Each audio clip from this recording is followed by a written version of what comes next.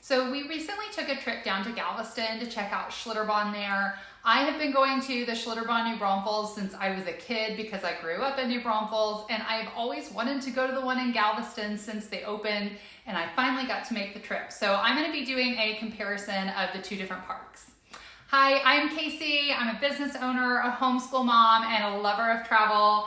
And this is where I share tips, tricks, and real life of how I managed to make it all work. So this was one of those trips where everything lined up perfectly. We used our Six Flags Gold Pass, which we got for Christmas, so I didn't have to pay for anything. And since that pass gets us into all the Six Flags parks in Texas and Oklahoma, admission was free.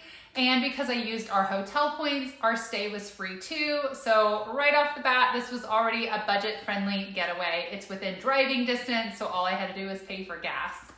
However, Schlitterbahn was bought out by Enchanted Parks, so this is the last year they're honoring our Six Flags passes, and they did not honor our dining pass, so meals were not included.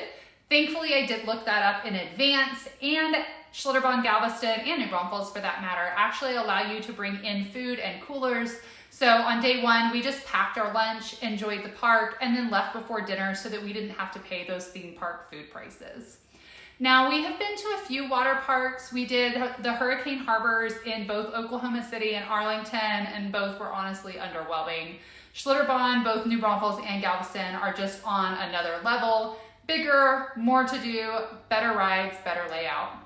So comparing the two Schlitterbahns, Galveston isn't quite as big as New Braunfels, but it's definitely comparable. It had some really fun uphill water coasters, tons of body slides, several different kids areas, and a great variety of water rides. There's truly something for everyone there.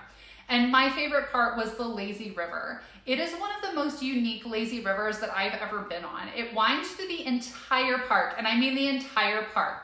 And it took about 30 minutes to float the full loop. But you can hop on or off at multiple points if you don't want to commit to the whole thing. And there's a calm float section, but then it forks off into like a raging river area ride that loops back into the lazy river. And then it even flows into a wave pool river before reconnecting to the lazy river part. It was just fun and different. And even though we went on a Thursday and a Friday morning in July, peak summer, it didn't feel nearly as crowded as New Braunfels. The lines were super manageable. I think the longest that we waited was maybe 30 or 45 minutes. Compare that to New Braunfels, where you can easily wait 2 to 3 hours for rides like the Master Blaster. Plus, Galveston had tons of shaded seating, both picnic tables and lounge chairs, which was awesome. So overall, was it worth the drive? Absolutely. We enjoyed it. I still think New Braunfels Schlitterbahn is the better park. It's bigger, it has more rides, but Galveston surprised us in the best way. It was a free stay, free admission, great rides, manageable crowds, and the lazy river. The trip was totally worth it. Plus, we stayed on the beach, so we had the beach views, and I got to take a run on the seawall at dawn. So if you are planning a summer trip and you're already in Texas, Schlitterbahn Galveston is definitely one to consider. And if you've been to both parks, let me know which one you prefer better. I love hearing other people's experiences.